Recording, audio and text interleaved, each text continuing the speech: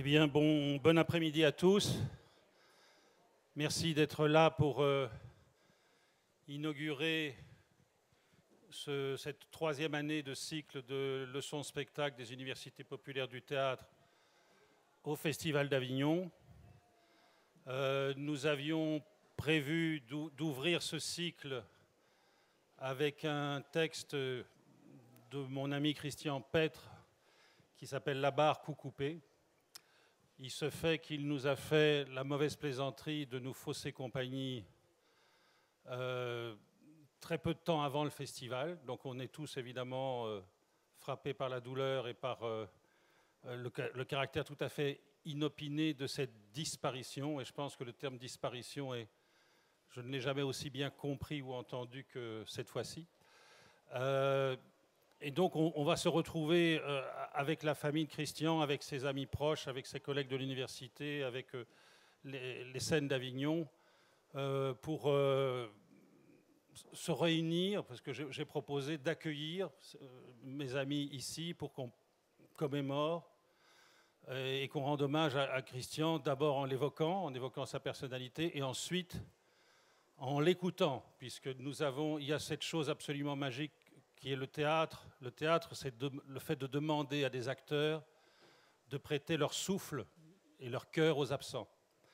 Et donc, les acteurs incarnent le verbe des absents, et donc on aura cette occurrence-là à 2 reprises dans la séance de cet après-midi, puisqu'il y aura des extraits, je crois, de Marche, et il y aura, pas de Marche, non, d'autres textes que Serge va nous présenter, et ensuite, nous allons écouter La barre coupée, qui est le dernier texte de Christian. En fait, c'est son œuvre un peu testamentaire, puisque c'est la plus récente et c'est un très beau texte. Il y aura un second texte qu'on présente au Conservatoire, qui s'appelle Aujourd'hui le monde, qu'on présente demain à 18h au Conservatoire, où on réitérera les hommages à Christian et on continuera à se pencher sur ces 2 textes qui se répondent, qui sont gémellaires, et qui sont un regard très moderne et très aigu et très sensible sur notre époque. Et donc qui nous laisse avec ces 2 textes, on va essayer de les porter le plus loin possible, ces textes, afin que sa parole se perpétue. Voilà, je vais pas vous en dire plus long, vous avez reçu des petits dépliants par rapport à Christian, et donc je pense que une des caractéristiques des auteurs, c'est que leur pensée survit à leur présence terrestre, et je pense qu'on va tous se coaliser pour que ça se vérifie avec Christian. Voilà, je vais peut-être passer la parole à l'université, puisqu'il était... Donc c'est Jean-Claude Ternaud qui va nous lire un petit texte qu'il va consacrer à son collègue et ami. Voilà. Je te passe le micro parce que il y a les cigales et les rumeurs. Merci. Ainsi le temps passe en orage au-dessus des mortels, écrivait Hölderlin dans son élégie de Ménon pleurant Diotime. La mort de Christian est un de ces orages d'été, inattendus, violents et terribles. Nous avons tous été frappés à cette nouvelle, incrédules d'abord, consternés ensuite, abattus enfin. Une des formules qu'utilisait volontiers Christian quand il nous quittait après une conversation était « à très vite », qu'il susurrait avec une extrême douceur. Nous ne le faisons pas mentir, puisque 1 semaine exactement après son départ, nous le retrouvons pour un hommage. Il est parmi nous par ses textes et nous sommes avec lui par la pensée. Outre sa famille, ses amis sont là. Les amis du théâtre, grâce à qui nous l'entendrons, et aussi ses amis et ses étudiants de l'université. Je voudrais simplement dire quelques mots sur l'enseignant qu'il a été. Le professeur Petre était très apprécié des jeunes gens auxquels il faisait découvrir des œuvres comme Le brave soldat Schweik de Hašek, Schweik dans la Deuxième Guerre mondiale de Brecht, Amok de Stefan Zweig ou encore Le désert de l'amour de Mauriac. En très bon enseignant qu'il était, il leur faisait aimer la littérature. C'était un enseignant de dialogue et il continuait à garder des liens avec certains de ses élèves sortis de l'université d'Avignon. Ce sens du dialogue, Il le cultivait également avec ses collègues. L'an passé, il était l'un des intervenants d'un cours sur le mythe d'Orphée. Et sa vaste culture a été un des éléments du succès de ce cours. Il était ouvert aux propositions innovantes. Rattrapé par le théâtre, comme il le disait lui-même à propos de son œuvre d'écrivain, il l'était aussi dans son enseignement, assurant un cours intitulé « Du texte à la scène ». Ce tropisme vers le théâtre, naturel à Avignon, devait encore s'observer lors de la prochaine année universitaire. Il allait en effet intervenir dans la seconde année du nouveau master théâtre et patrimoine, et l'enseignement qu'il avait accepté de prendre était théâtre et politique. Il se réjouissait de participer à ce master dont il avait encouragé la création et qui nous a permis de rentrer en contact étroit avec les hommes et les femmes de théâtre présents aujourd'hui. Pour ce qui concerne la recherche, Christian est l'auteur d'une thèse magistrale soutenue en 1986, Le devenir écrivain de Roger Vaillant, 1944-1955, dirigée par Louis Forestier à Nanterre. Il s'est intéressé, entre autres, au style de l'écrivain. Membre très actif de l'école doctorale de l'Université d'Avignon, il a fait soutenir 9 thèses sur des sujets variés, contemporains pour la plupart, allant de Nabokov à Annie Ernaux, en passant par Romain Gary et Émile Ajar, Virginie Despentes ou encore la photographie. 10 thèses sont en cours sur Denis de Rougemont, la Shoah, l'érotisme dans l'image littéraire et plastique, l'image de l'Inde dans la littérature française ou encore l'écriture de la barbarie.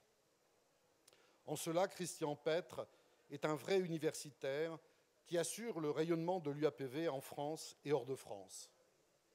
Bon nombre de ses doctorants sont en effet étrangers et l'institution universitaire, comme son nom l'indique, vise à l'universalité. C'était un citoyen du monde, hostile au repli sur soi, un véritable humaniste. Son investissement dans la francophonie européenne et africaine en témoigne, tout comme sa spécialité de littérature comparée. Les tâches administratives qu'il avait accepté de prendre allaient dans ce sens. Il a dirigé à un moment les relations internationales et, jusqu'à cette année, il avait en charge les étudiants Erasmus du département de lettres. Ses qualités de diplomatie, son refus de l'intolérance, son ouverture aux autres, il les avait montrées quand il était doyen de l'UFR Lettres et peut-être Lettres et Sciences Humaines à l'époque.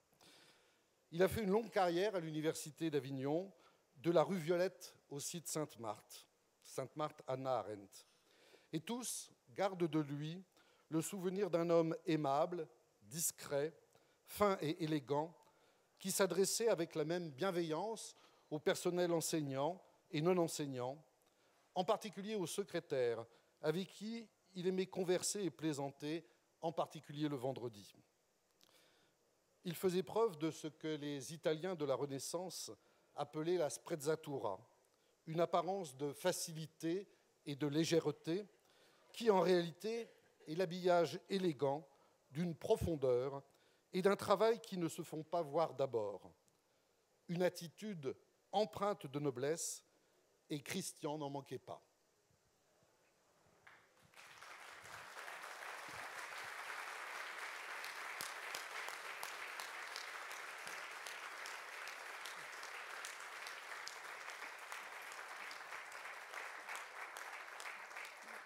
Merci Jean-Claude. Au-delà de tout ça, Christian s'était engagé à nos côtés puisqu'il était, j'ai oublié de le signaler en commençant, le vice-président de la section avignonnaise des universités populaires du théâtre. Et il avait investi beaucoup de choses et il nourrissait beaucoup de projets et d'utopies en marche avec nous. Donc il va cruellement nous manquer, mais on va essayer d'honorer sa mémoire en continuant avec d'autant plus de courage et d'enthousiasme qu'on sait très bien que c'est de lui rendre hommage que de poursuivre ce travail. Donc, sans épiloguer, je vais me tourner vers Serge Barbuchia qui va faire la troisième partie de ses prises de parole. Oui. Alors, écoutez, moi, Bien sûr, on a été très choqués de la disparition de Christian, surtout que nous avions prévu, et l'Université d'Avignon nous ouvrait grand les bras pour faire une reprise de marche. Nous l'avions créé l'année dernière, il nous a suivis, il était avec nous, avec Namita aussi, qui était toujours avec nous. Et nous avions fait le Festival d'Avignon, nous avions pu jouer dans les communautés Emmaüs. Il m'avait rejoint jusqu'à Aurillac, au Festival d'Aurillac, où nous pouvions jouer ce spectacle. Et nous étions tellement heureux de présenter ce spectacle, ce texte qui était issu d'une histoire avignonnaise. Vous verrez au travers des quelques textes que j'ai choisis, évidemment quand j'ai appelé mes comédiens, les comédiens qui ont joué dans Marche et d'autres qui sont sur Avignon, je leur ai dit, est-ce que vous êtes prêts à dire quelques textes? C'était un présent immédiat. Tout le monde voulait venir. Et vous verrez à quel point ce qu'il écrivait, c'était toujours, on aurait dit qu'il a toujours écrit en regardant par sa fenêtre. Par sa fenêtre, il voyait le monde. Par sa fenêtre, il écrivait le monde. Et c'est ce qui m'a touché, c'est de cette fenêtre où il m'a fait passer comme ça sa vision du monde que j'ai eu envie de faire, moi, du théâtre avec ces textes. Le premier, c'était Voleur de vie. Voleur de vie, c'est avec ce texte que j'ai rencontré Jean-Claude Idé. Nous étions partis, tous les deux, à Bruxelles, chez Jean-Claude, et nous avions donc le texte dans les mains, et ce texte a été lu au Parlement de Bruxelles. Jean-Claude était vraiment emballé par ce texte, et on commençait à imaginer ce qu'on appelait le théâtre citoyen, comme si le théâtre citoyen n'était pas un pléonasme. Voilà, donc c'était ça qu'on commençait à inventer. J'ai eu ensuite la chance et l'honneur, je dirais, de pouvoir travailler à côté de lui, de pouvoir créer Voleur de vie. On l'a créé dans un lieu tout à fait inédit, puisque c'était dans un hangar désaffecté de la gare d'Avignon. Et là, vous verrez, il y aura un extrait tout à l'heure. C'est un spectacle qui nous avait réunis. Je vois ici Gilles Liénard qui avait tout fabriqué comme un fou. Il avait monté les gradins, la totalité d'un espace qui était totalement hostile au théâtre et dans lequel nous avions imaginé le théâtre. Il y a aussi Dominique Lièvre qui a été sur les deux aventures, et Marche et Voleur de vie, pour nous composer des musiques tout à fait extraordinaires. Et puis les comédiens, voilà les comédiens qui étaient là. Voilà, aujourd'hui, Christian n'est plus là, mais j'aurais voulu vous montrer qu'il était encore là. En tout cas, il est dans nos mains, il est dans nos cœurs et dans nos esprits. Et il est surtout avec tous ces mots qu'il nous a laissés, et ces mots qui, je crois, vont le rendre vivant aujourd'hui avec nous. Voilà. J'appelle donc les comédiens. Je crois qu'on démarre par un petit texte écrit par Camille Carraz, qui a souhaité écrire un petit texte et qui, je crois, résume tout ce que nous aurions voulu écrire les uns et les autres. Je te passe le micro. Bonjour. Voilà, donc c'est mon petit témoignage sur Christian. Christian, je ne l'ai pas connu en tant que professeur. C'est surtout l'homme de théâtre et l'auteur que j'ai côtoyé, puisque j'ai eu le bonheur de travailler sur Marche.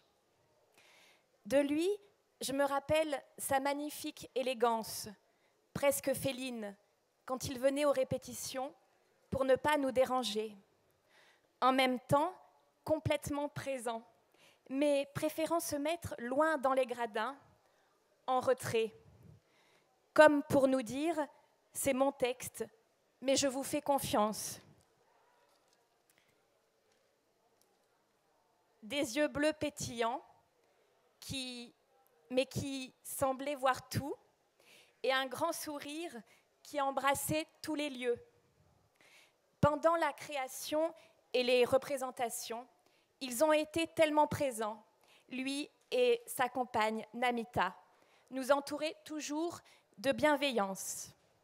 Se retrouvant même à Aurillac, festival des arts de la rue et des punks à chiens, où on voyait bien que Christian, homme de lettres et de poésie, ne trouvaient pas vraiment son affaire.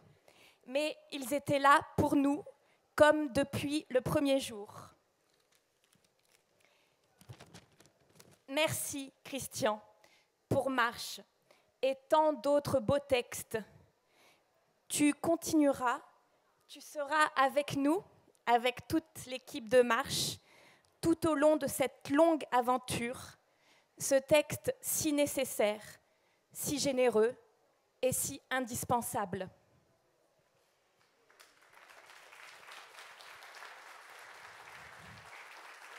Philao, Philao, Philao, Philao, oh Philao, la pluie pas qu'à tomber. Oh Philao, Christian monté, oh Philao, oh Philao, panique, collier grain d'or. Oh Philao, Christian monté, oh Philao, Philao, Philao, Philao, Philao, oh Philao, Christian monté, oh Philao.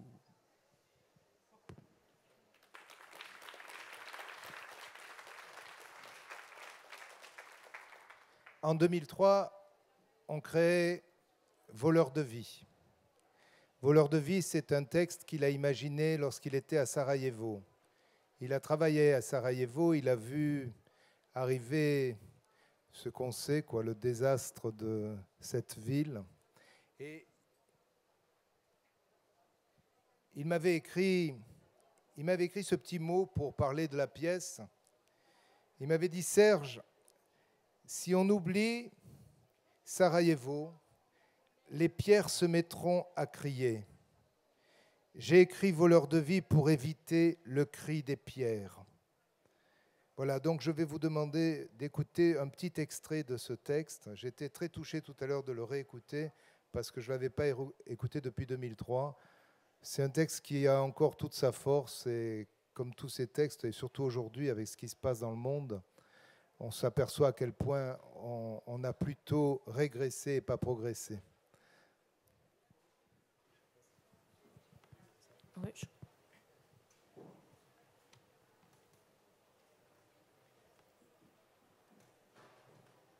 Elle a téléphoné? De Paris. Ils n'ont pas répondu. Ils n'ont pas répondu. Ils ne répondront plus jamais. La dernière fois, c'est François qui a appelé. Il leur avait demandé « Avez-vous mangé ?» Nous avons à manger, mais nous n'avons pas faim. Lui, avait-il répondu. Ils remontaient de la cave. Leur appartement est au 3e étage, un 2 pièces. Ils étaient 4 à vivre dans ce petit appartement, eux et leurs 2 filles. Où est Maya? Aux États-Unis. Pendant la guerre, elle était restée à Sarajevo, chez son ami. Son ami, il demeurait près de chez les Zizic, à quelques centaines de mètres. Il habitait loin, loin du territoire serbe, dans un quartier défendu par les Bosniaques. Les Serbes bombardaient la ville depuis des semaines et des semaines. Pas les Serbes, les fascistes serbes. Ils bombardaient Sarajevo, ils bombardaient les soldats de Bosnie, ils bombardaient des musulmans, des Serbes, des Croates, des Yougoslaves, qui refusaient la guerre et qui ignoraient les dirigeants de l'Occident, qui ne reconnaissent que des guerriers. Mais peut-on reconnaître ceux qui ne vous ressemblent pas un peu? L'enfer, a dit Irfan à François, n'est ni en haut, ni en bas. Il est à la surface de la terre. Il lui a dit cela le 17 mai 1992, à 19h15. François avait revu les Zizic en août 1991. Il avait passé une semaine à Sarajevo. C'était peu de temps avant la reconnaissance de la Bosnie par la communauté internationale. Quelques jours avant le début du pire, François aimait les Zizic d'une amitié qui aurait tout pardonné. Mais il n'y eut jamais rien à pardonner. Il n'y aura jamais rien à pardonner. C'est en 1986 qu'ils s'étaient connus. La fille aînée étudiait le français à l'université. François y enseignait, détaché par Paris. Sania l'avait invité un soir à la maison. L'appartement des Zizic était petit. Nous les appelons Emina et Irfan et Sania et Maya, bien que ce ne soit pas leur nom. Les appeler par leur nom est pour nous impossible. Les appeler par un nom autre que le leur et pour nous dire que leur âme propre est partagée, que leur histoire est celle d'autres dont nous n'avons jamais entendu parler. Ils avaient préparé un repas bosniaque, des feuilletés à la viande, au fromage, au potiron et des oignons farcis. Ils avaient acheté du vin blanc d'Herzégovine, parce que François est français. Il n'en avait bu que quelques larmes, lui préférant un alcool fort de prune. L'appartement est petit. Au 3e étage d'un immeuble des années 60 qui depuis des années s'abîme, des traînées brunâtres souillaient les murs vert d'eau de la cage d'escalier. Le béton se lézardait, le carrelage se fissurait. L'appartement est petit. 2 pièces pour 4 personnes. Le salon se métamorphosait la nuit en chambre à coucher. Un balcon étroit donne au sud sur la colline de Vraga. De 1940 à 1945, les nazis y fusillaient dans les bois juifs et résistants. Ils en assassinèrent des milliers.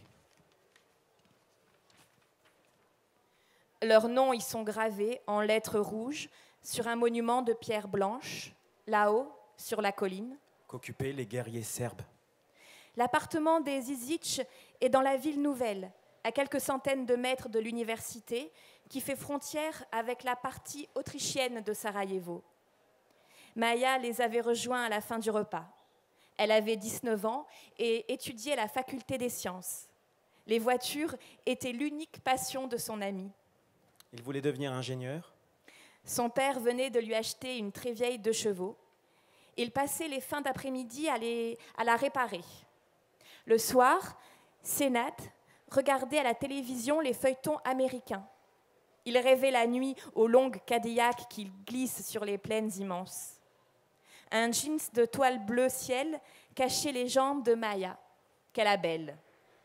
Au coin de l'œil, elle avait le désir innocent d'un amour éternel. Son visage était celui d'un enfant que l'histoire n'avait pas encore façonné. Elle avait faim et s'était précipitée sur les feuilletés. Un accordéon gisait au pied d'un divan de velours brun. Maya avait demandé à son père d'en jouer. « Cela fait longtemps que je ne l'ai pas touché, » avait-il répondu. Mais il s'était mis à jouer. Sania avait traduit à François les paroles de la vieille chanson bosniaque. « Mon fils, ta femme te trompe. Comment lui en vouloir, ma mère? Comment lui en vouloir? Elle est si belle. » Irfan jouait de la flûte traversière à l'orchestre de Sarajevo. C'est un instrument gracile. Il vous ressemble, lui avait dit un jour François, et si peu à vos compatriotes. Chez nous, la force physique est une valeur morale, avait répondu Sania. Emina et Irfan n'étaient pas membres de la Ligue communiste des Yougoslaves, mais ils disaient qu'ils étaient communistes. Ils avaient des idées modernes, de paix, d'égalité. François les avait souvent revus?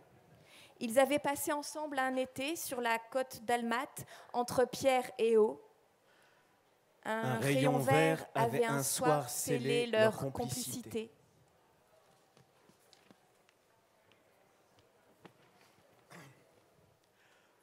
Au 10e jour des combats, des miliciens serbes s'étaient emparés du quartier des Zizic, l'avaient fermé.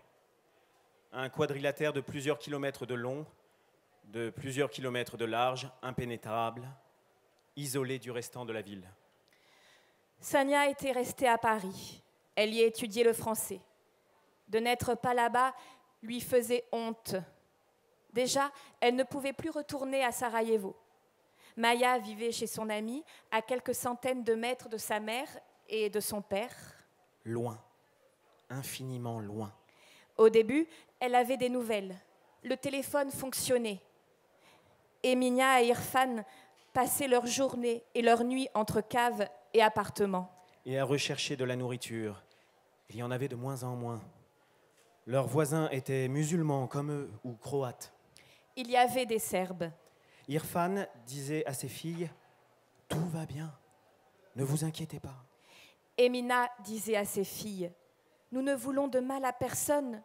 Et qui pourrait nous en faire ?» Et puis, il y eut de plus en plus d'obus, de bombes. Ils eurent faim. Ils eurent froid. L'électricité manquait. Ils disaient « Ne vous inquiétez pas, tout va s'arranger. » Ils se faisaient du souci pour Sania. « Ne manques-tu de rien? Trouves-tu un bon travail ?» Sans doute avait-il peur, mais il ne voulait pas le dire. Sania lisait dans les journaux, entendait à la radio, à la télévision.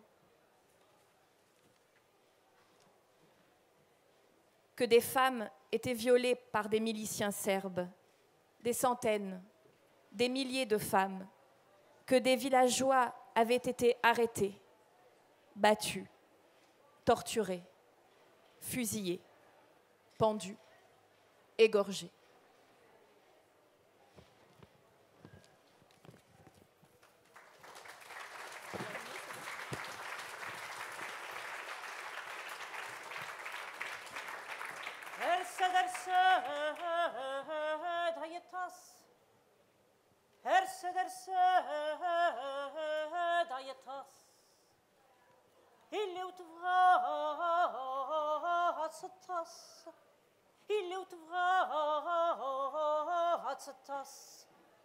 الملك سينا رحمة الملك سيها دنيا هلا هلا.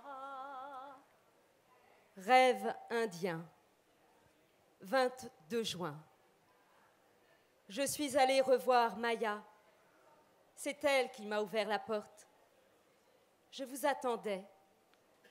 Je me suis laissée entraîner dans la bibliothèque. Nous étions seuls.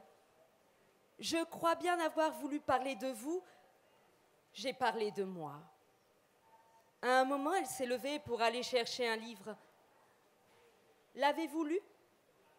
Il est de notre plus grand philosophe. L'ouvrage, volumineux, était traduit en anglais.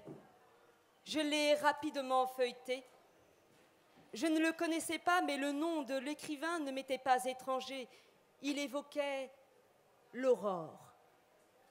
Je lui ai tendu le volume. Maya m'a souri. Emportez-le. Je crois qu'il vous intéressera. J'ai dû avoir l'air étonné. Le destin de son auteur, vous savez, est singulier. Sri Aurobindo fut sans doute l'un de ceux qui combattu avec le plus d'intransigeance nos occupants avant de réaliser qu'il lui fallait quitter la lutte politique pour se consacrer à un projet de libération humaine de plus ample portée. Elle a continué à parler. Le son lumineux et frais de sa voix traçait autour de moi un cercle magique. Sa parole créait le monde. J'y trouvais ma place. Je commençais à m'abandonner.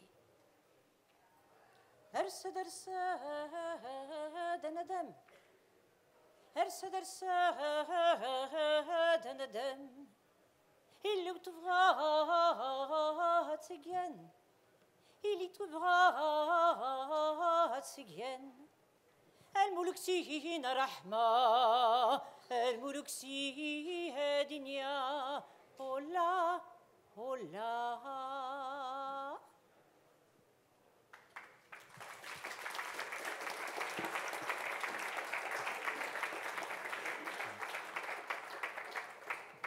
Vous remarquerez que quand Christian écrivait, il écrivait en éclairant le monde et en s'éclairant du monde, puisqu'on est passé de Sarajevo à l'Inde.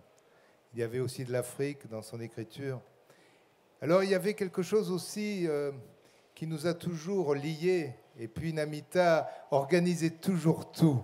C'est ça qu'il ne faut jamais oublier. Namita m'appelait en me disant « Tu sais, il y aura une corrida là, tel jour ».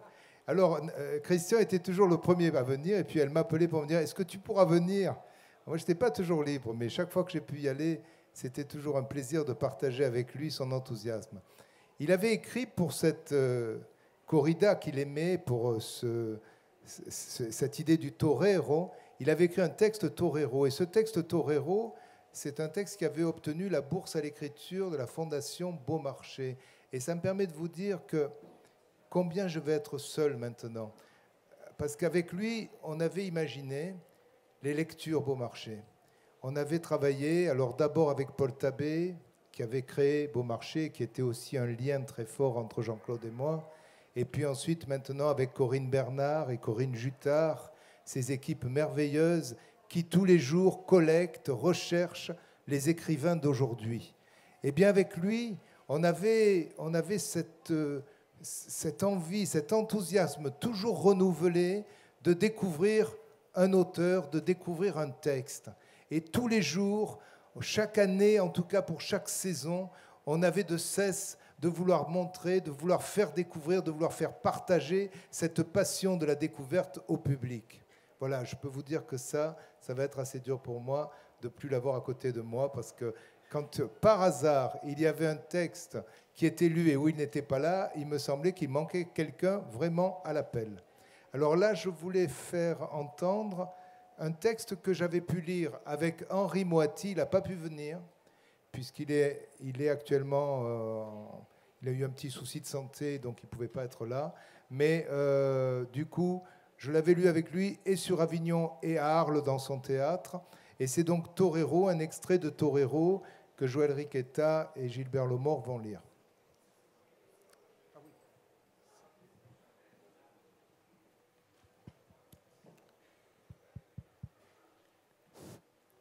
Vous m'attendiez?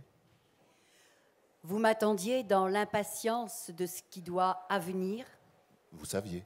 Vous saviez que je sortirais de cette bouche d'ombre, que je surgirais de la nuit comme d'un cauchemar monstre nocturne pour me jeter, m'enfermer dans ce rond de lumière, dans cette lune pleine. Vous m'attendiez. Vous m'attendiez dans le désir du bruit des sabots, de leur martèlement, des meuglements, de la poussière qui s'élève et durcit le cœur.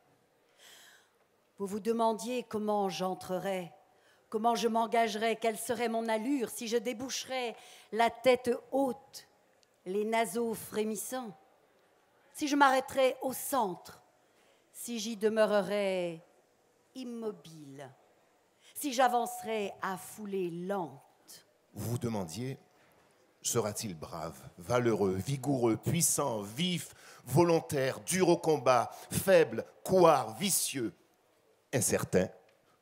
Vous vous demandiez, ses armes seront-elles inégales, ouvertes ou courbes?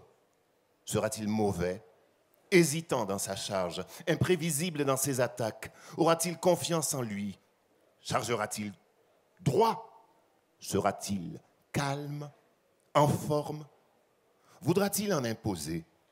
Un silence tendu à saluer mon entrée. Des murmures, des cris, des applaudissements que je n'entends pas accompagnent mes premiers coups de tête. Vous vous dites, ces cornes sont pointées en avant, noires à leur extrémité, blanchâtres et jaunâtres à leurs racines.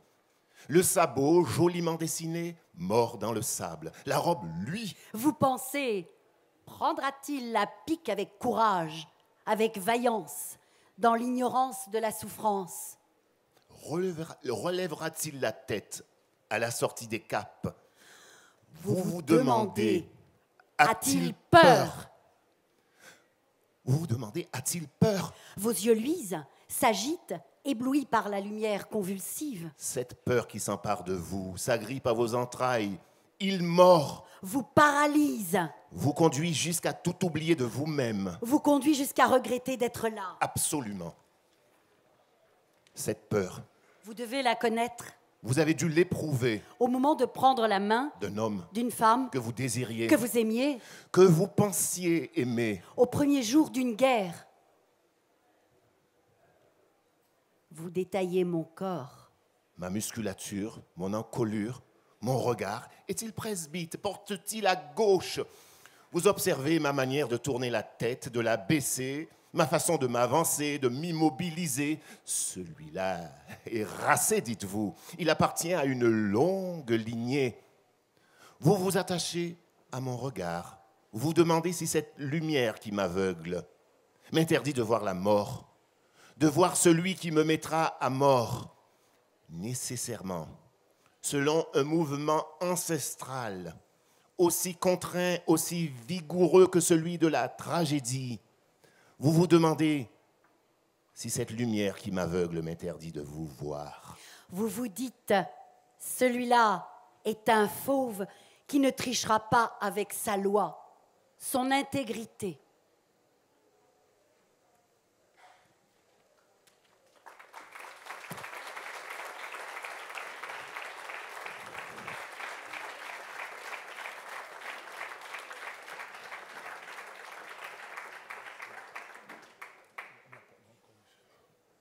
Semblez toujours ouvert, soleil là qui éclaire là, c'est que soleil a compère Christian.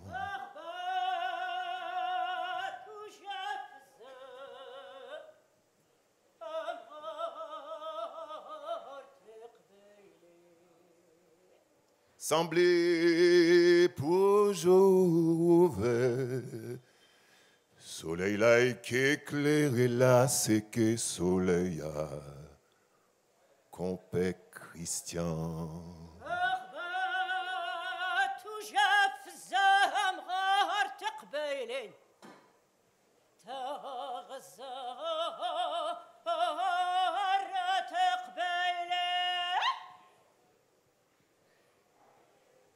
Oui.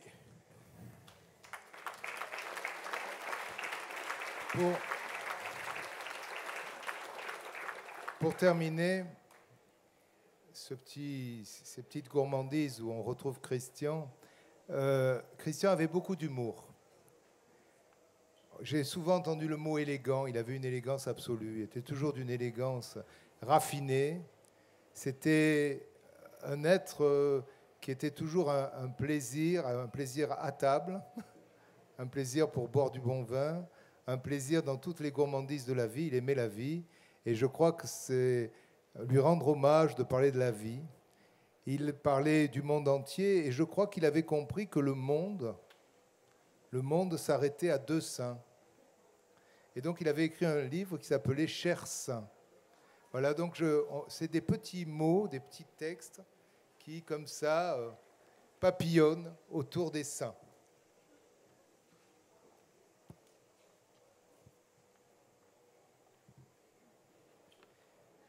À plate couture, d'entrée, le saint est battu.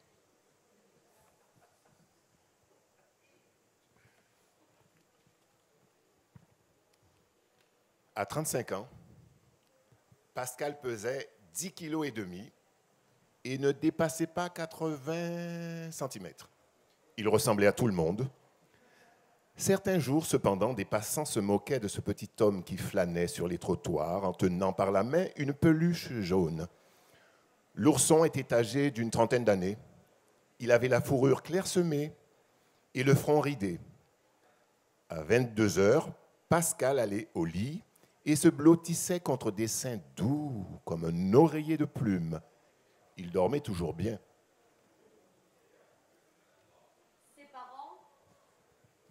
Ses parents étaient sourds et muets.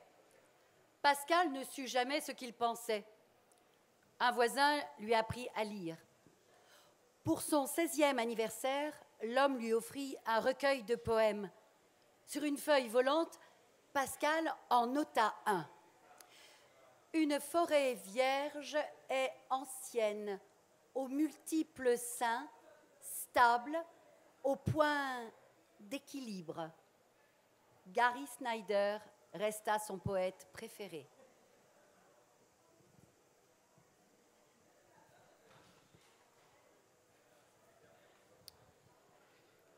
Sa maîtresse avait une poitrine généreuse.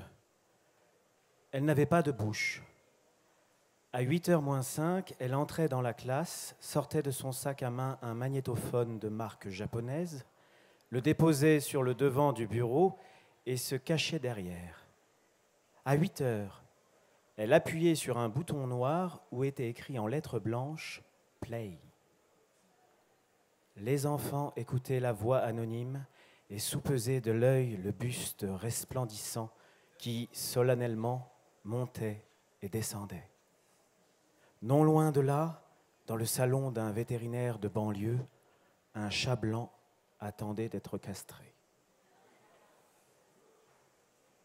Sur le mur de gauche, peint en bleu, de son studio, Pascal avait épinglé entre les photos en couleur des plus beaux mamelons naturels qu'offrait la planète, collines, monts, buttes, bosses, des feuilles de papier blanc sur lesquelles il avait écrit à l'encre noire quelques phrases, maximes ou aphorismes que la vie lui avait suggérés. Je vous les donne à lire, tels que je les ai retranscrits un jour d'hiver particulièrement rude.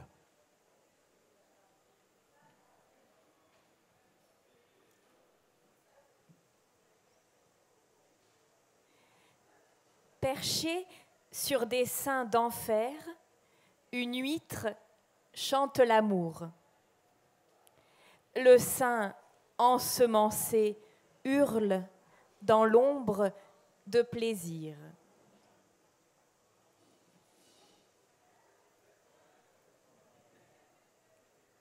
Nous n'avons pas à créer les seins, nous n'avons qu'à les saisir.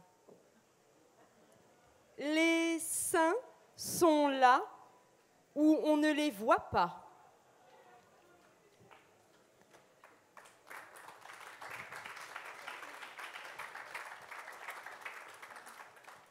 Cherchez l'éternité. Comptez jusqu'à 2. Lune, sein, souper, sous.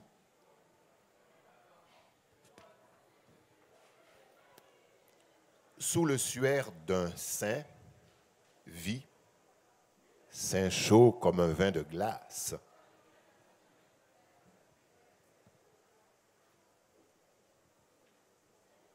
Belle de sein, nuit au rythme du cœur, l'or est saint.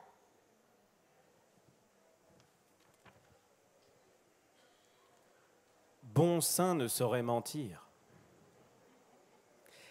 Les seins dans la tête dans les seins, au fond, vous étouffez.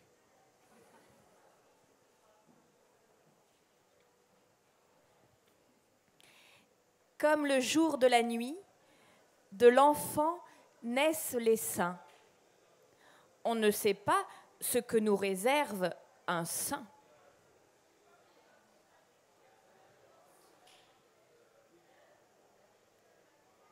Pascal avait collé une autre série de sentences sur le mur droit de sa pièce, en dessous de reproductions minutieusement choisies de coupoles d'églises, de mosquées, de tombeaux moghols. Elle dissimulait mal les dégâts qu'un rongeur aigri avait causés au papier peint, bordeaux et ocre. Les seins ne sont plus ce qu'ils étaient. Cette réflexion-là, Pascal l'avait volée à l'opinion que l'on dit commune.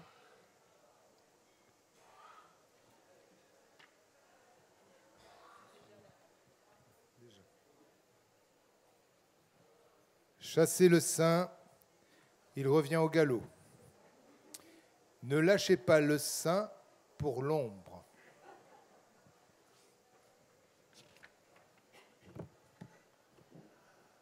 Frappez les seins tant qu'ils sont froids. Du sein au sexe, la distance n'est guère plus grande que de la Terre à la Lune.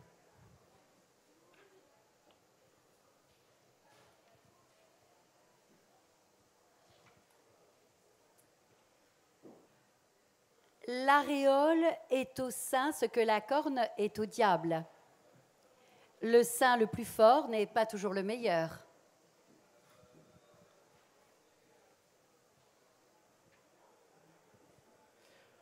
Au centre du sein, dur, flexible comme un mamelon, demeure un i hautain. Rien sans doute n'est saint qui mal y pense.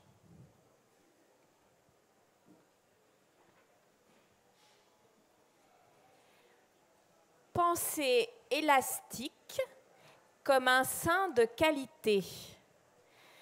Sein 8 km, tous les chemins mènent, etc., etc., etc.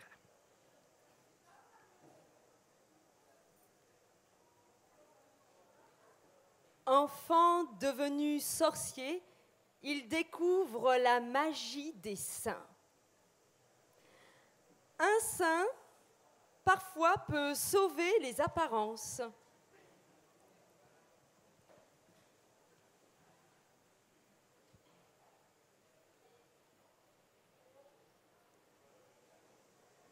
À l'âge de 64 ans,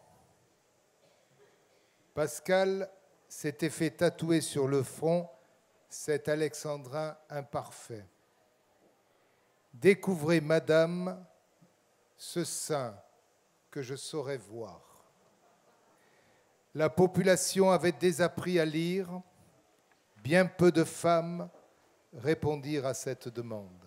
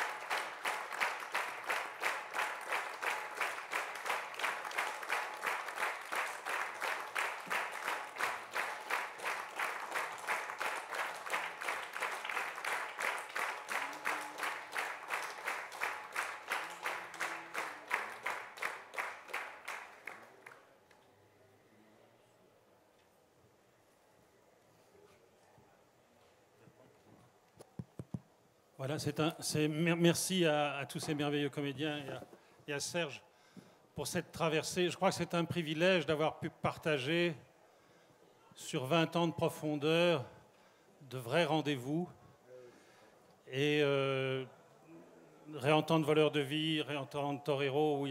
Dans Torero, il y a une allégorie, puisque j'avais fait une lecture de ce texte à Bruxelles aussi.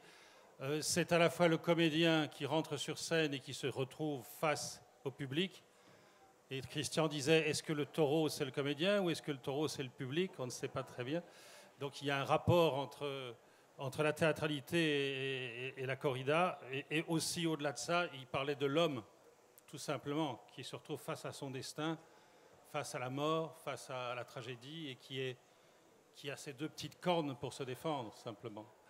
Donc, nourri de ça, je vais vous inviter à écouter, à prendre connaissance de ce Labarre Coucoupé. Je vais demander aux comédiens qui vont vous faire la lecture de nous rejoindre.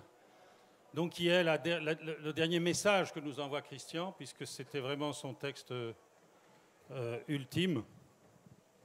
Et dans ce texte, il s'interroge sur le fameux chevalier de la Barre, vous savez, qui est la dernière grande victime de la répression religieuse en France, mais tard, très peu de temps avant la Révolution. Donc c'est un homme qui a été décapité, dont on a coupé la langue et puis qu'on a brûlé parce qu'il ne s'était pas découvert au passage d'une procession. Donc évidemment, je vous disais qu'il y a un jeu de miroir avec le texte qu'on va lire demain. puisqu'il s'agit de deux époques en France où il y a une remontée de certaines tendances à l'intolérance et où tout d'un coup la jeunesse a du mal à se déterminer, de savoir où elle se situe par rapport à la résistance à l'intolérance, ou bien est-ce que je fuis dans l'intolérance, hein. Il y a les deux attitudes possibles. Et donc on va avoir la résistance ici, et demain nous verrons la fuite. Donc mes amis, à vous, on pourra évidemment en parler ensuite si vous le désirez, puisque le principe des universités populaires, c'est qu'on échange à l'issue de la représentation des témoignages, des impressions, des réactions. Elles seront évidemment les bienvenues. On va vous lire le texte. À vous, mes amis.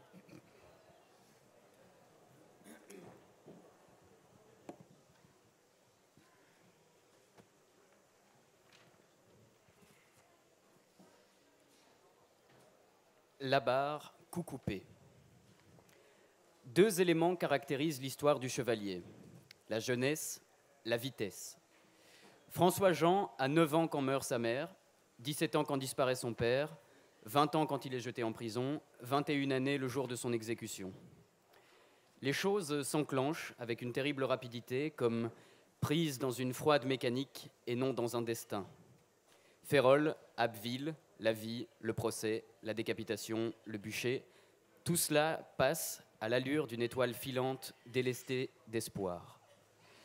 Le problème de la pièce, pour moi, qui ne me voyais pas situer son action au mi-temps de cet étrange, car pour nous à peine imaginable XVIIIe siècle, c'était de trouver une langue précipitée, mécanique, étrangère d'une certaine manière, en accord avec la nature de l'événement qu'elle se proposait de raconter, simplement.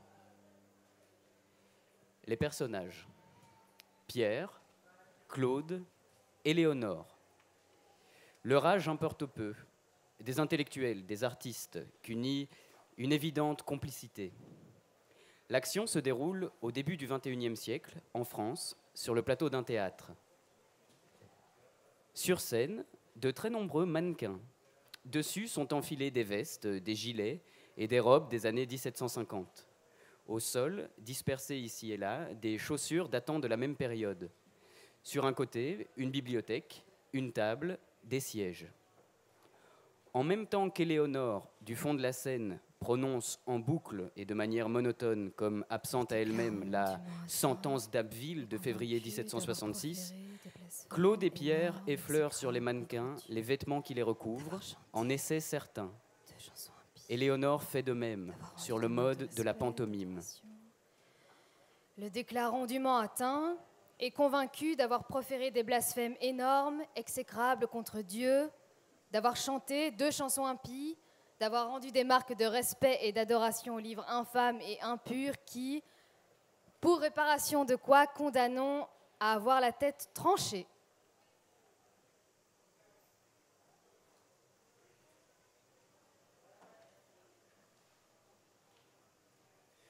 Cette pièce-là, pourquoi ? Pourquoi aujourd'hui vouloir écrire, jouer cette pièce ? Et comment cette pièce ?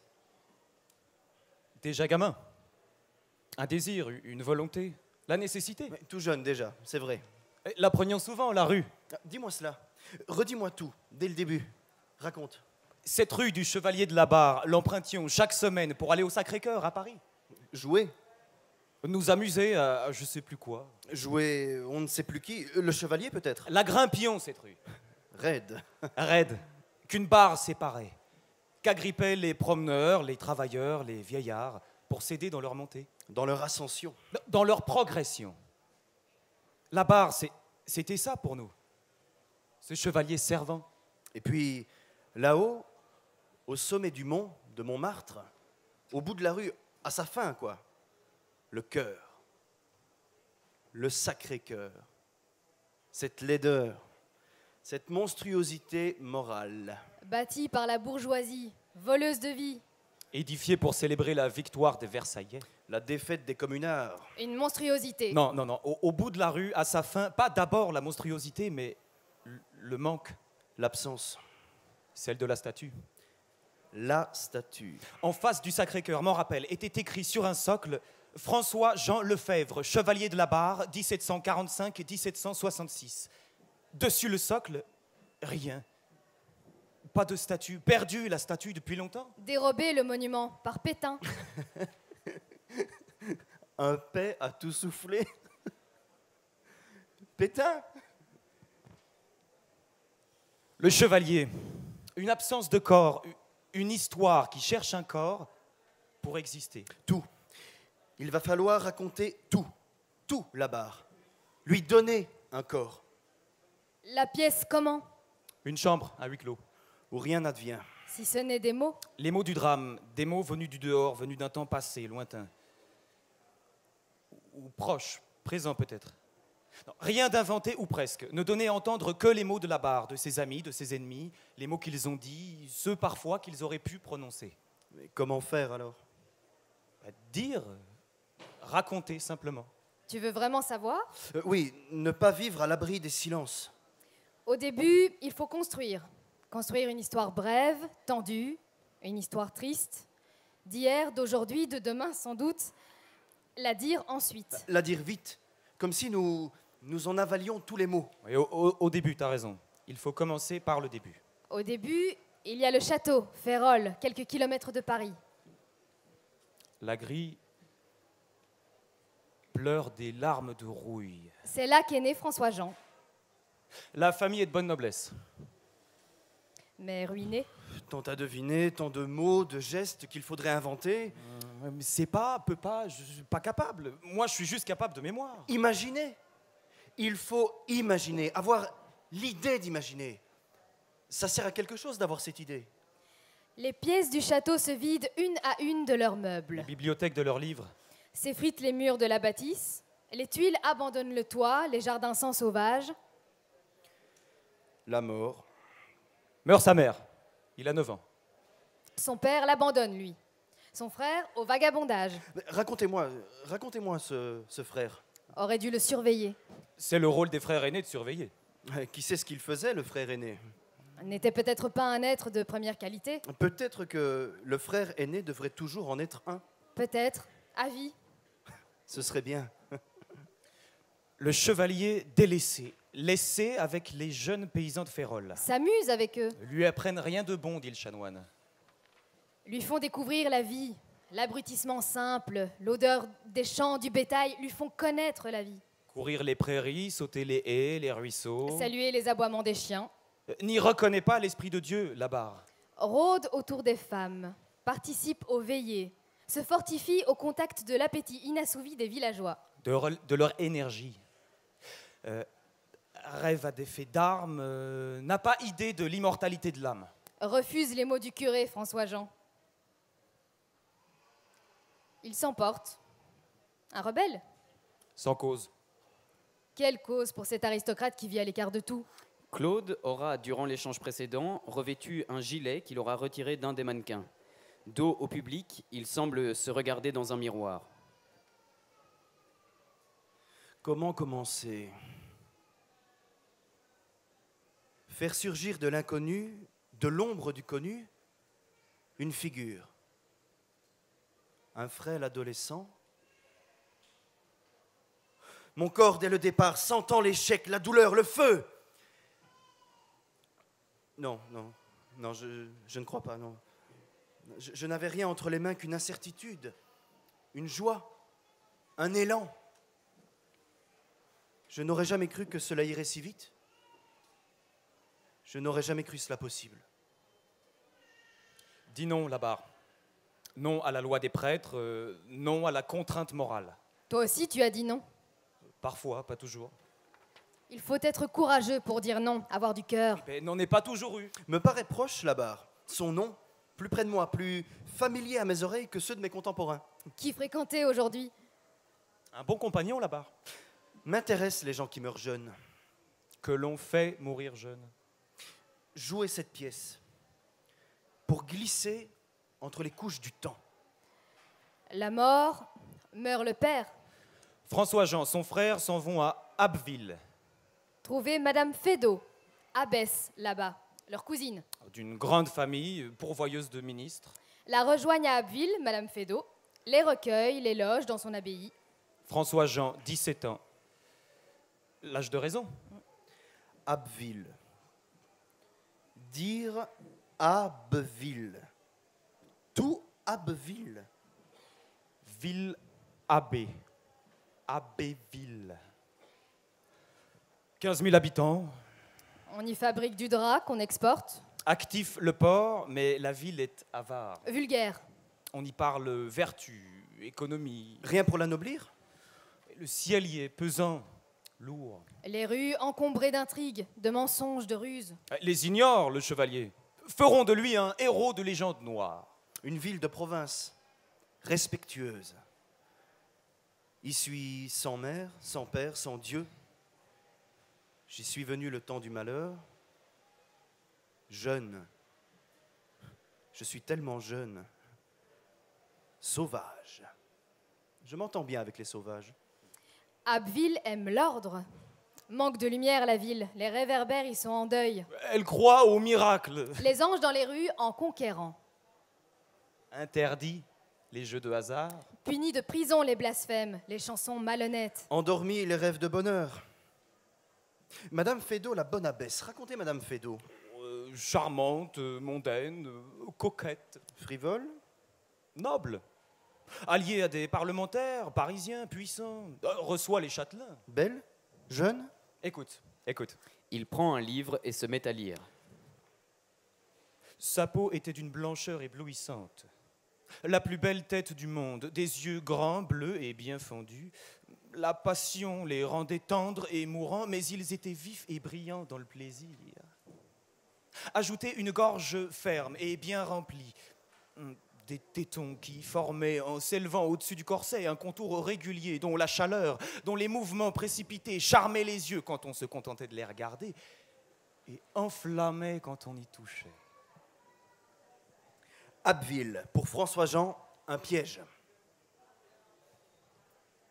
La barre. Barre-toi. Casse-toi. Barré. La vie. Mal barré. La vie. La vie barrée. Devant toi. Si étroite. Barre-toi. La barre. D'Abbeville. Savait rien, François-Jean, peu éduqué. La vie dépose à ses pieds un présent ambigu. Éléonore passe à Claude une veste et joue à la baisse. Mon cousin, je vais te faire donner des cours de violon, de clavecin, de flûte. Les aigus des flûtistes incitent parfois au crime. De danse, t'envoyer à la salle d'armes, t'apprendre à parler une langue propre, laver, à te faire aimer les fils de mes vieux amis. Allez, joue la barre. Non. Essaye. Elle lui apprend sur le mode de la pantomime à marcher, elle lui enseigne le baise-main, à se tenir à table, etc. Mes chers amis, des hommes de vieille noblesse, Douville de Maillefeu, d'Étalonde, Alimet de Méligny. La vie t'a écorché, François-Jean. Le ciel ne te fait pas rêver, l'ordre t'insupporte. Freine tes élans, tu le bouscules. Le monde avance au pas, tu veux courir impatient. Alors, boire pour accélérer la circulation du sang contre la lenteur de l'existence, l'injure contre la platitude de la vie, contre l'église, ses lieux communs. Tu penses au plaisir, tu fais des farces. Nous faisons des farces. Vous brisez des fenêtres, des portes. Cassez les choses pour qu'elles soient à votre image. Tu tires des sonnettes.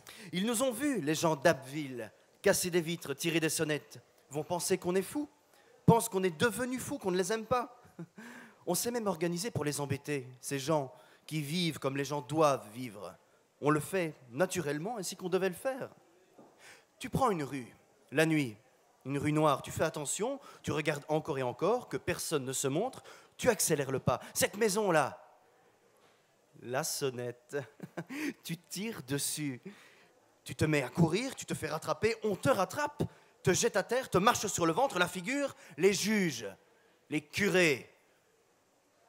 Tu étais déjà pris avant même de commencer. Mais il faut commencer. Jamais ne pas commencer. Vous irritez les gens d'Abbeville, les inquiétez. Le hooliganisme n'est pas encore un art. De l'arrogance? Je ne sais. Pas d'humilité? Oh non, certainement pas d'humilité. S'inquiètent les habitants, prennent peur. 2 ans. Plus que 2 ans à vivre, la barre. Les vagues sur la grève de la baie de Somme s'éveillent de leur somme. Au large, la barre a passé. Veut connaître le bonheur, le chevalier. Les femmes, ils les aiment, François-Jean. Ce garçon, ce beau garçon qui vient d'arriver, on l'a bien observé, nous les femmes. Il est doux, aimant, nous cherche. On fait des suppositions sur ses rêves, sur sa vie d'avant. Donne envie de pleurer quand on regarde sa jolie figure. Une femme qui n'est pas aimée par les hommes n'est plus une femme. Lui nous aime. Et le frère, on sait ce qu'il en pense, le frère? Non. Bah, invente.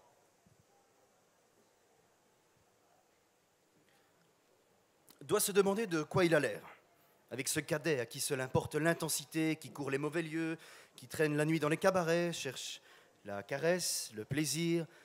Pas bien élevé ce petit frère, trop jeune. Heureux d'être jeune. Doit être triste, le grand frère. Doit en avoir assez. Doit en avoir honte de ce cadet. Doit croire qu'il n'a pas su y faire, pas su l'élever, qu'on rit de lui. Veut pas s'élever, François-Jean. Veut pas descendre. Veut courir, danser. Mais peut-être a-t-il ses secrets. On a le droit d'avoir des secrets pour son frère. Oui, mais pas trop non plus, sinon c'est plus un frère. Mais peut-être aurait-il dû le faire partir. Mais pour aller où? Il faut jamais quitter son frère, sa sœur. Claude s'approche de la bibliothèque et s'incline devant elle. J'aimerais bien vivre dans un cabaret. La musique, l'odeur du vin, les filles, et qu'il ne se passe rien, que le plaisir, toujours. Claude se saisit d'un ouvrage, s'agenouille, se met à lire, tandis qu'en fond de scène, Éléonore, Madame Feydeau, langoureusement se dévait pour prier, sous le regard sévère de Pierre. La bonne dame s'appuie donc des deux coudes sur le lit, le nez contre la couverture, et présente son immense postérieur à la discrétion du frère.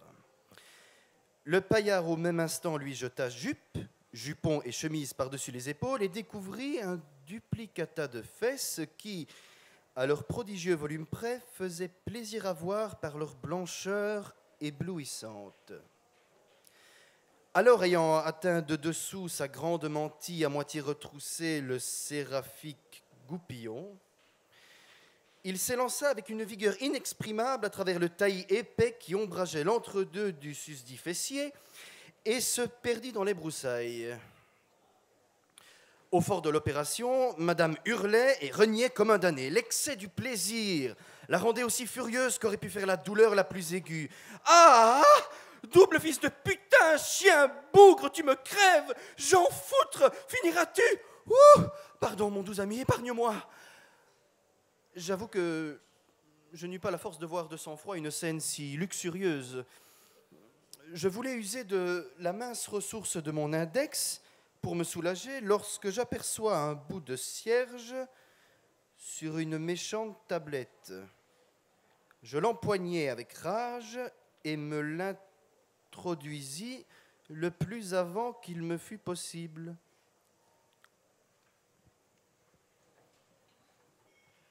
La barre si près, si loin, Dieu, ça n'a jamais été un problème pour toi. Jusque 12 ans. Je priais pour avoir des bonnes notes à l'école, me faire aimer de ma voisine. Après? La peur panique de croire, de devenir curé. Jamais été un homme de compromis. Non. Tablant d'espagnol à la fac, m'en rappelle? Massacrer des curés est la seule tâche vertueuse que je connaisse. Au pied du Sacré-Cœur, elle insultait les prêtres. Les nonnes? En riant. Se moquer des livres saints? Rire de tout ce qui légitime la suggestion est un acte sacré, disait-elle. Elle avait les jambes fines, longues, plus belles que belles. Tu l'as aimée d'amour, non? Joue la barre. Non. Essaie. Elle peut pas. C'est pas, n'y arrive pas. Enfin, je me demande, la barre, comment il dormait? Sur le ventre, sur le côté, en chien de fusil. Enfin, je me le demande, ce serait important pour moi de le savoir. Comment faire alors? Comment dire des mots qui n'ont pas été les siens? Comment alors? Dire ce que nous savons. Ne dire que ce que nous savons. Ce que tu sais, c'est quoi? Bon, Dieu, il s'en moque, la barre. Le jette au feu, Dieu.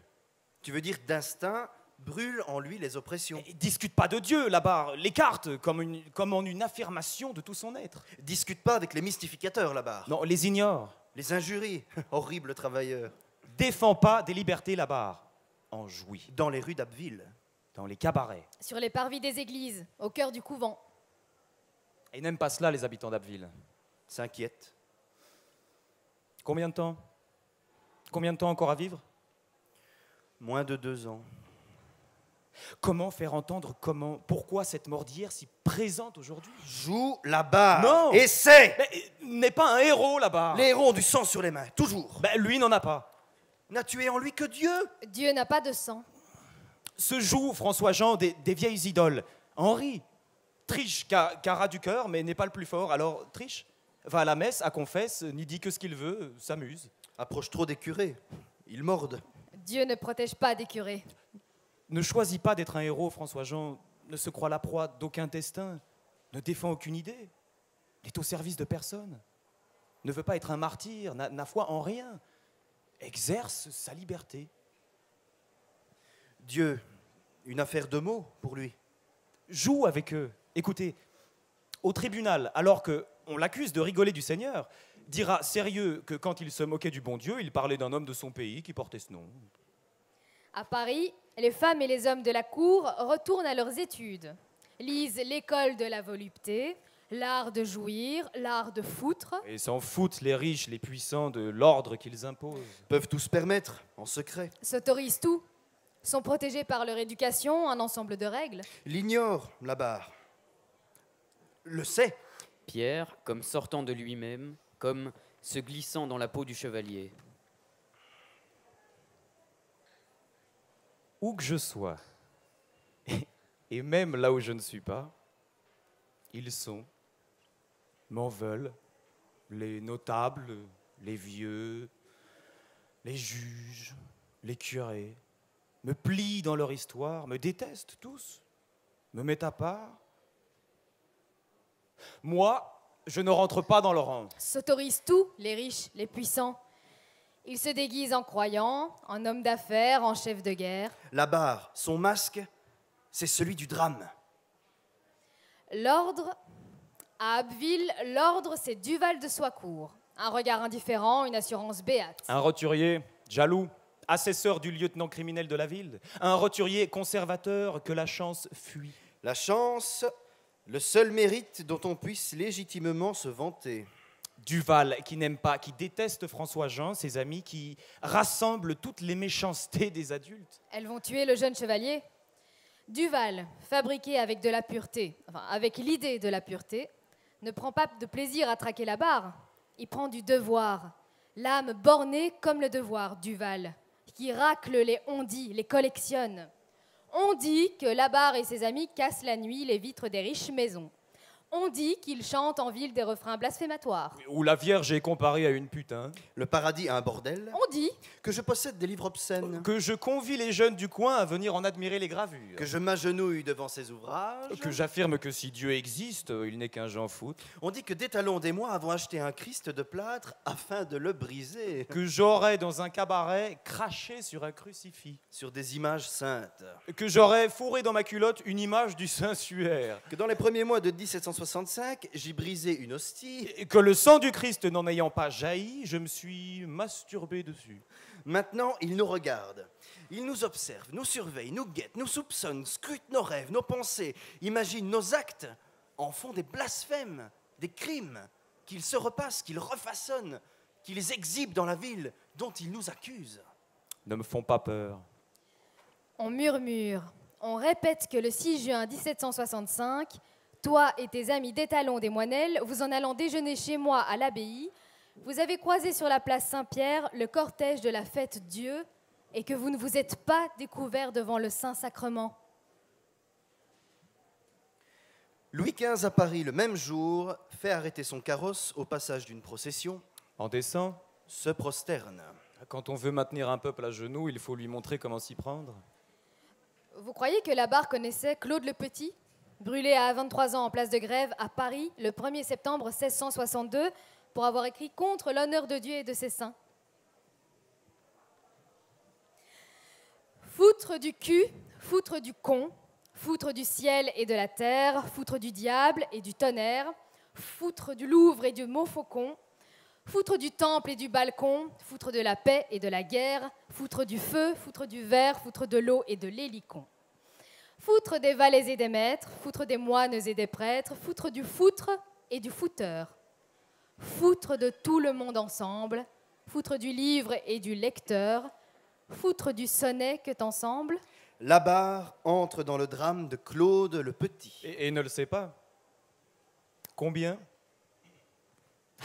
de puits sont dans le drame de la barre? Combien dans ce drame entré? Combien aujourd'hui? Combien? Dans la nuit du 8 au 9 août 1765, des inconnus détériorent avec un couteau de chasse le crucifix qui s'élève au milieu du pont Neuf. C'est le Christ, non un symbole qui, pour les gens d'Abbeville, est blessé, insulté. La ville prend peur, craint les représailles de Dieu. Les anges font bruisser leurs ailes de colère. Leur chant déraisonnable exige réparation. Dis-moi, tu as 10 mois à vivre là-bas. Le 8 septembre, l'évêque Damien, 80 ans, pieds nus, corde au cou, conduit la cérémonie expiatoire. Pierre, en chemise, se prosterne et dit d'une voix monotone, comme retirée du temps. Pénétrez, ô mon Dieu, des outrages que vous ont faits quelques impies en frappant l'image sainte de votre corps adorable, cloué à la croix pour le salut de tous les hommes. Je vous en fais ici une amende honorable en réparation d'honneur. Combien n'est-il pas douloureux de voir des chrétiens qui ne doivent ce titre précieux qu'au mérite d'un Dieu crucifié porter l'ingratitude jusqu'à l'outrager dans son image sur la croix. Ils se sont par là rendus dignes des derniers supplices en ce monde et des peines éternelles dans l'autre.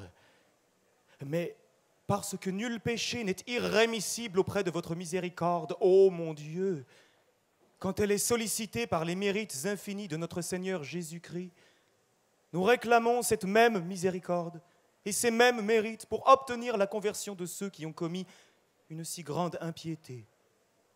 Faites grâce, ô mon Dieu, changez leur cœur de pierre en cœur de chair, afin que, reconnaissant leur noirceur, ils viennent se joindre à nous pour la pleurer et la détester.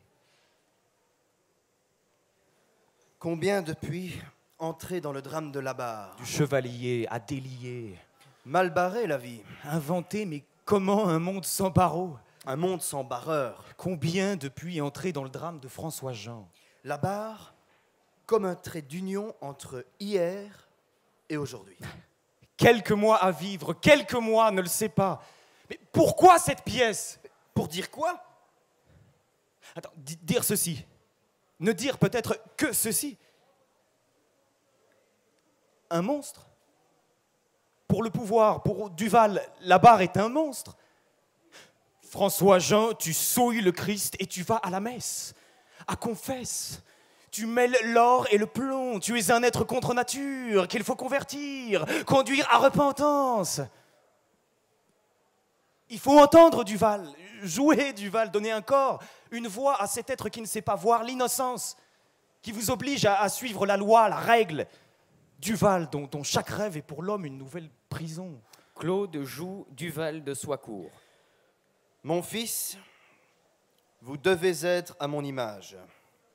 Si vous refusez, je vous punis. Continue, continue. Vous avez besoin de Dieu, alors même que vous l'ignorez. Et qu'espérez-vous tirer de moi? Que dois-je avouer sous la caresse, la parole consentante qu'on réserve à l'enfant qui cache le bâton, le fouet? J'attends de vous, non pas tant que vous avouiez. J'attends de vous que vous reconnaissiez un désir, l'idée d'un désir. Il n'y a pas de honte à ne pas connaître son désir, à ne pas le reconnaître. Il n'y a pas de honte à ne pas savoir qu'il est aussi le mien, celui de tant d'autres, à ignorer comment vous avez été amené à l'oublier. Le désir, vous devez le reprendre à nous autres.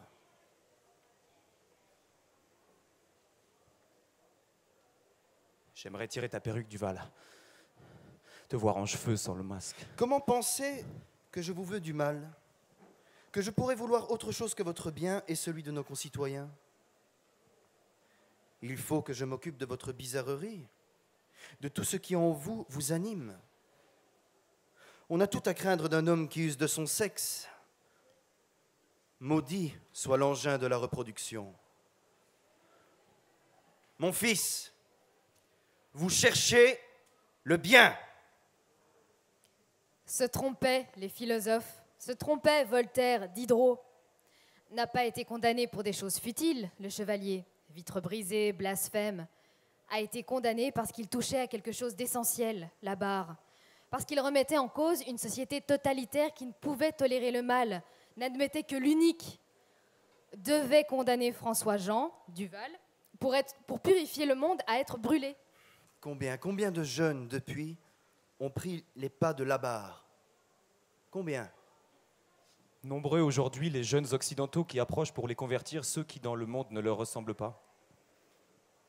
Nombreux ceux qui exhibent leur bravoure, affrontent les modernes monstres, le Somalien, le Libyen, l'Irakien, l'Africain, l'Indien, affrontent les monstres, un revolver dans la main, un sac de riz dans l'autre. Prends, cette offrande en témoignage de ma bonne volonté, prends.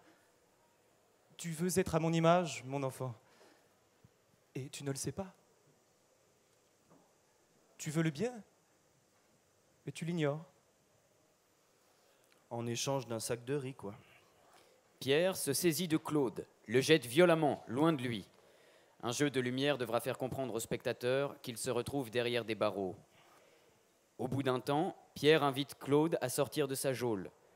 Les deux hommes se retrouvent face à face. Derrière eux, Éléonore Feydeau s'est mise à écrire. François Jean Lefebvre, chevalier de la barre, avez-vous déchiré et mis dans votre peau un livre d'évangile? Non, mais j'avoue avoir fait des papillotes d'un vieux bréviaire. N'avez-vous pas scandalisé une tourière en lui demandant ce qu'elle faisait d'une image de Saint-Nicolas? Non. N'avez-vous pas dit des saints que c'était de la graine de niais?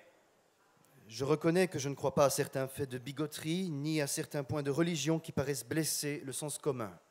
Quels sont ces points? Je ne m'en souviens pas. N'avez-vous pas à la communion gardé l'hostie que vous avez ensuite piquée pour voir s'il sortirait du sang? Non. Admettez-vous ne voir en cette dernière qu'un cercle de pâtes? Je l'admets. Reconnaissez-vous avoir dans votre bibliothèque des livres licencieux? Je le reconnais. Je possède aussi le dictionnaire philosophique de Voltaire. Avez-vous comparé la Vierge à une putain et traité le bon Dieu de Jean Foutre?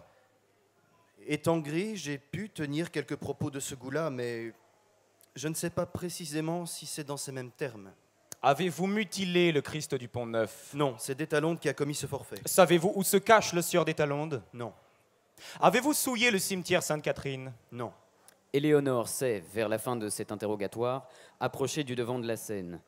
Dans le noir, on entend Claude et Pierre dire « Abbeville tient la barre dans ses mains viles. Entre ses mains viles, Abbeville tient la barre. » Éléonore lit la lettre que Madame Feydeau a écrite à Joly de Fleury afin de solliciter l'élargissement de son parent. Monsieur Joly de Fleury, procureur général du Parlement de Paris, Monsieur le juge d'instruction devait, avant que de décerner son décret, considérer l'âge de l'accusé, sa condition, la qualité du crime dont il pouvait être chargé. Du côté de l'âge, la minorité du chevalier devait le rendre plus excusable aux yeux de la justice. Sa condition devait encore déterminer le juge en sa faveur, étant de maxime que le décret doit être moins fort contre une personne noble ou constituée en dignité que contre un manœuvrier ou artisan. Enfin, par rapport à la qualité du crime, il n'y avait rien de public dans les obscénités et impiétés dont on charge le chevalier de la barre. Ce sont des propos tenus vis-à-vis des personnes de son âge. Ainsi, les circonstances qui ont accompagné le crime dont il est prévenu en diminuaient bien la gravité. Le chevalier de la barre, à la vérité, n'est pas excusable de s'être répandu en discours licencieux et impies. Mais les faits et circonstances qui viennent d'être exposés ne rendaient pas son crime assez grave pour que la justice déployât sa rigueur contre lui et le déshonora par un décret de corps. Au soir de l'exécution, combien seront-elles de belles dames à te pleurer? Éléonore Feydeau parcourt une autre des lettres de l'abbesse, dansant, chantant, comme sans croire à ce qu'elle dit. Monsieur d'Ormesson, mon parent, le sieur Détalonde est un mauvais, le plus mauvais sujet. C'est la seule mauvaise compagnie que le chevalier de la barre ait eue dans cette ville. Apparemment qu'il tenait entre eux des propos sales et impies qui ont gâté l'esprit du chevalier, car je puis vous assurer que depuis 3 ans qu'il est à Abbeville, je ne lui ai vu aucun vice, ni jeu, ni vin, ni fille. Quand un jeune homme ne donne dans aucun de ses vices, on ne peut le taxer d'inconduite. Il n'y a que depuis le mois de janvier dernier que le chevalier est répandu dans la ville. Avant ce temps, il ne sortait jamais. Voilà, monsieur mon parent, l'exacte vérité de la conduite de la barre. Je peux dire que ce n'est pas un mauvais sujet, mais il a eu le malheur de donner, sans que je le sache depuis 10 mois, dans un libertinage de parole par contagion, plutôt que par corruption de cœur. Pendant cette danse chantée, le tribunal, Claude et Pierre ayant revêtu des vestes de juge, se sera mis en place. La mort. C'est la mort qui frappe à la porte. Lui vole sa jeunesse. Les Duval, les Dormesson, les Fleury, les juges, les ministres, lui condamnent sa jeunesse. C'est ça, à lui, qui n'a jamais voulu arrêter d'être jeune. Seront à jamais marqués par ce larcin. L'avenir n'aura pas pitié des vieillards. Lis-moi la sentence d'Abbeville, la sentence du 28 février 1766. En ce qui touche Jean-François Lefebvre, chevalier de la barre, le déclarant dûment atteint et convaincu d'avoir, par impiété et de propos délibérés, passé le jour de la fête Dieu dernière à 25 pas du Saint-Sacrement, sans ôter son chapeau et sans se mettre à genoux, d'avoir proféré des blasphèmes énormes, exécrables contre Dieu, la Sainte Eucharistie, la Sainte Vierge, la religion et les commandements de Dieu et de l'Église mentionnés au procès, d'avoir chanté les 2 chansons impies et remplies de blasphèmes les plus énormes, les plus exécrables et abominables contre Dieu, la Sainte Eucharistie, la Sainte Vierge et les saints et saintes mentionnés au procès, d'avoir rendu des marques de respect et d'adoration aux livres infâmes et impurs qui étaient placés sur une planche dans sa chambre, en faisant des génuflexions en passant devant et en disant qu'on devait faire des génuflexions lorsqu'on passait devant le tabernacle, d'avoir profané le mystère de la consécration du vin, l'ayant tourné en dérision, en prononçant à voix à demi-basse et à diverses reprises, dessus un verre de vin qu'il tenait à la main, les termes impurs mentionnés au procès, et bu ensuite le vin, d'avoir profané les bénédictions en usage dans l'Église et chez les chrétiens, en faisant des croix et des bénédictions avec la main sur différentes choses, en prononçant les termes impurs mentionnés au procès, d'avoir enfin proposé au nommé Pétignat, qui servait la messe, étant auprès de lui, au bas de l'autel, de bénir les burettes en prononçant les paroles impures mentionnées au procès.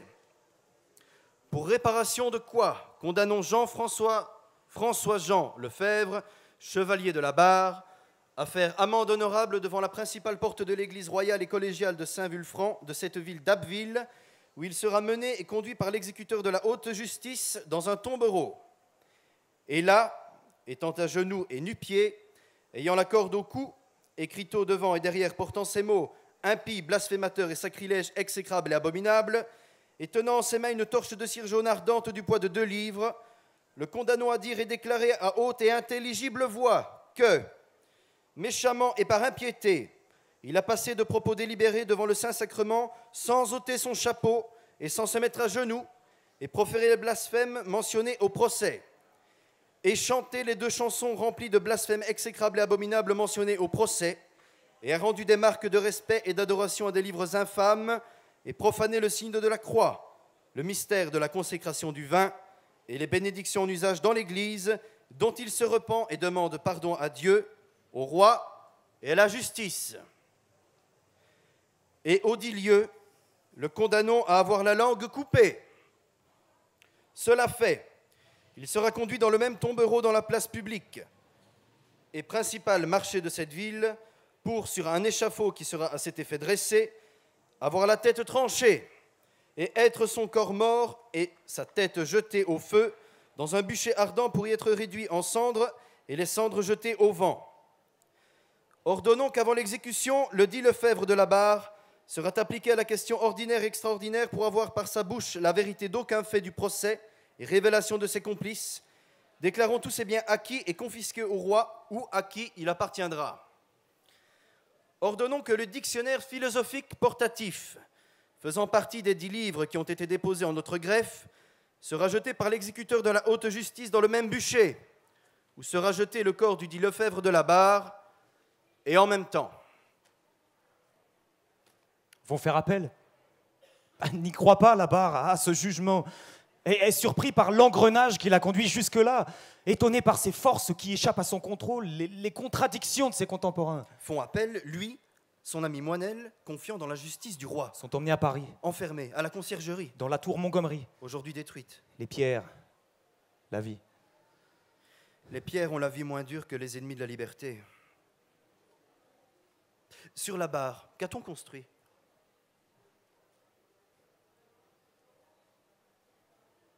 Il n'y a pas assez de personnages dans cette pièce. Faudrait en inventer, puis les accoupler, les marier. Le défenseur des inégalités, l'ami des riches, l'ennemi du peuple, l'époux de la pureté, le contenteur de la fraternité, l'amant de l'injustice, l'admirateur de la force brutale. L'ennemi de la liberté. Saluons l'ennemi de la liberté. Claude s'est maquillé de manière grotesque, il porte un vêtement strict. Peur, a peur. C'est le pouvoir qui maintenant a peur. Tout craque, des révolutions s'annoncent.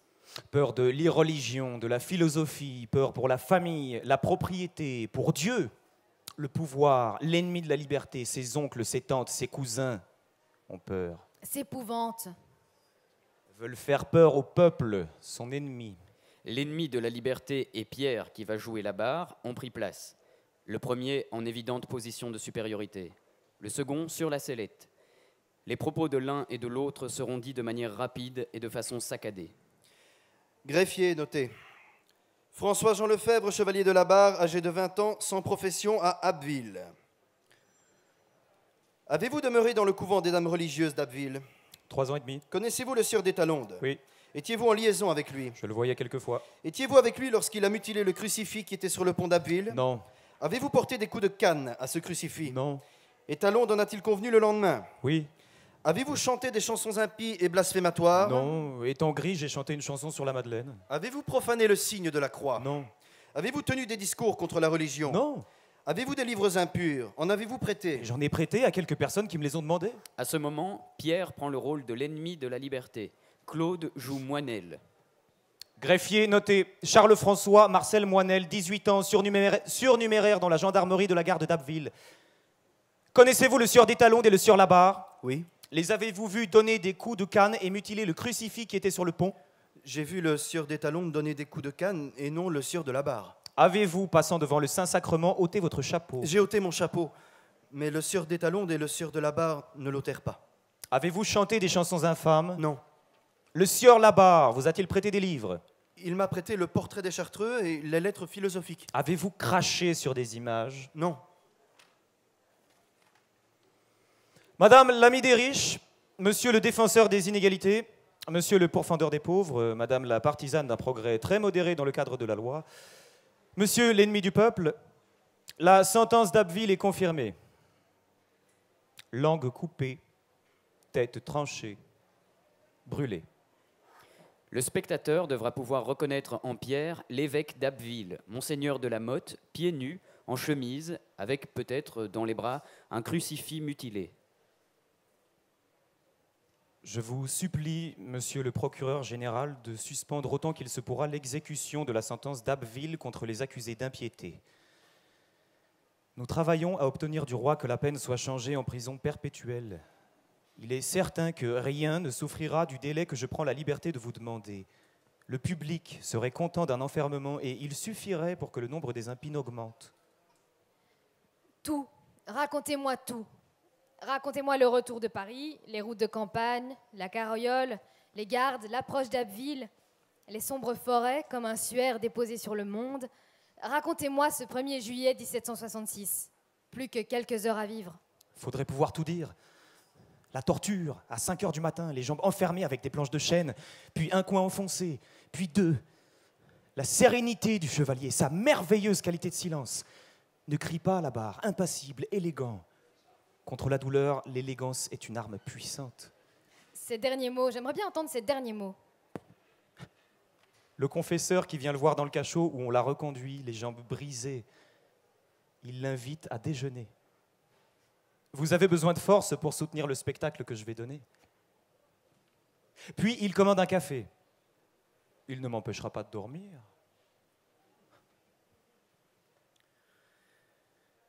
Je ne croyais pas qu'on pût faire mourir un jeune gentilhomme pour si peu de choses.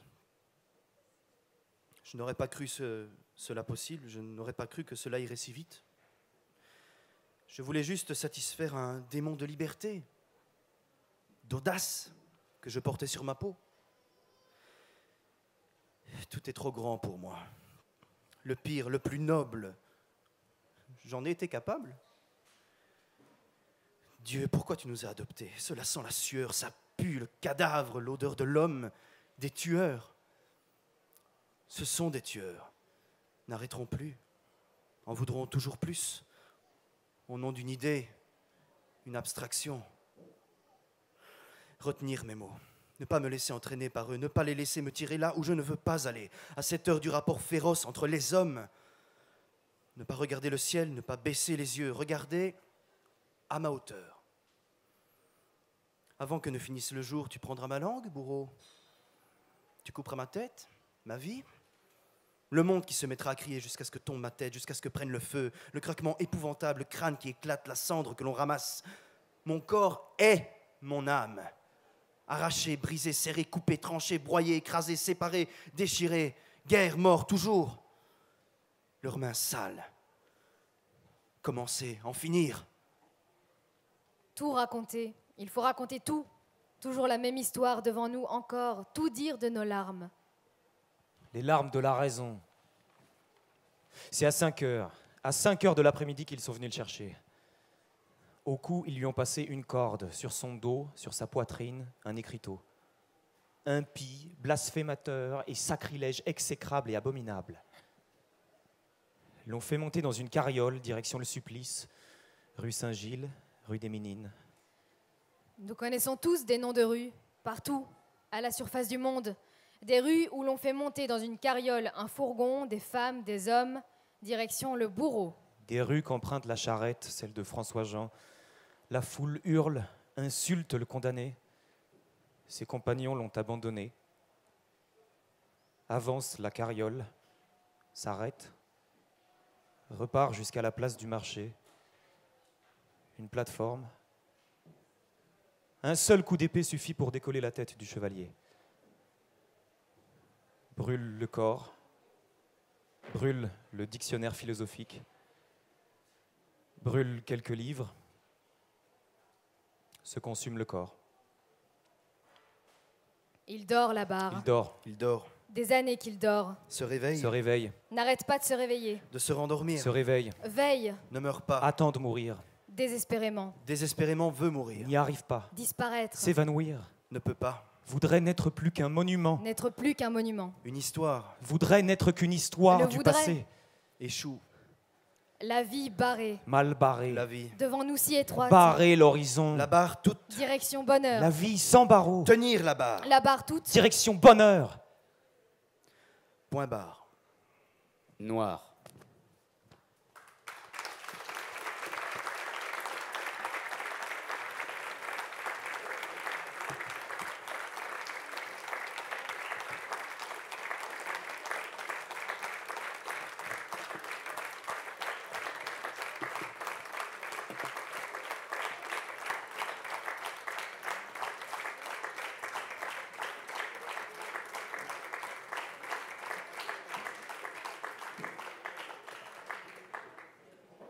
Voilà, merci d'être resté avec nous pour découvrir ce beau texte, ce beau et terrible texte de Christian.